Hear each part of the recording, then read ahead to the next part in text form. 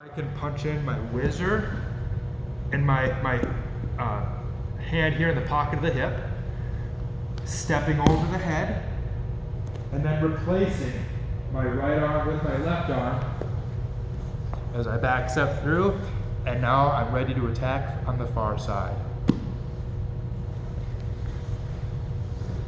So you can be pushing by moving with the push and changing the angle of the pushing surface. Don't drive straight into the push. Okay? You can be shrimping by blocking the hips from moving away or blocking the head from moving away. You can be bridging by having a good wide base support with hands and feet and keeping a good flat spine and keeping that torso flush to the floor, never letting those shoulders rotate. And you can beat the underhooks by punching or pummeling in your own underhooks, either the far side underhook or the reverse underhook.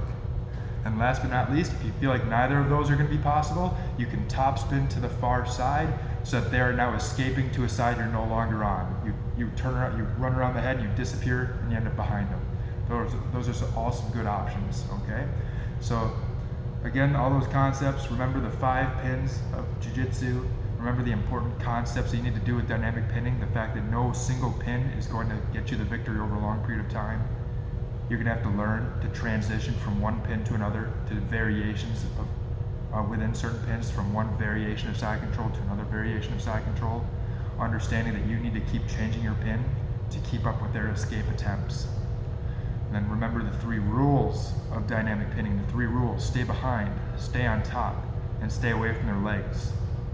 The 3 goals of dynamic pinning: defensive responsibility to keep their legs out, continue to funnel them and take away more and more of their options, and then eventually force submission.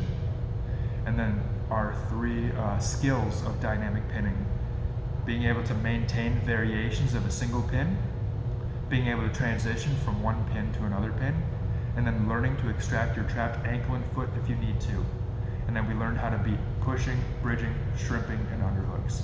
That is going to be a great foundational level knowledge for you to have as we go into our next month of Jiu-Jitsu study, dynamic pinning, which is going to be maintaining and transitioning between side pins, transitioning from side pins to straddle pins, maintaining transitioning between straddle pins, and then going from straddle pins back to side pins.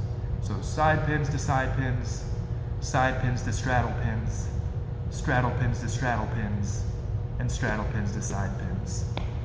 All right, see you guys next time.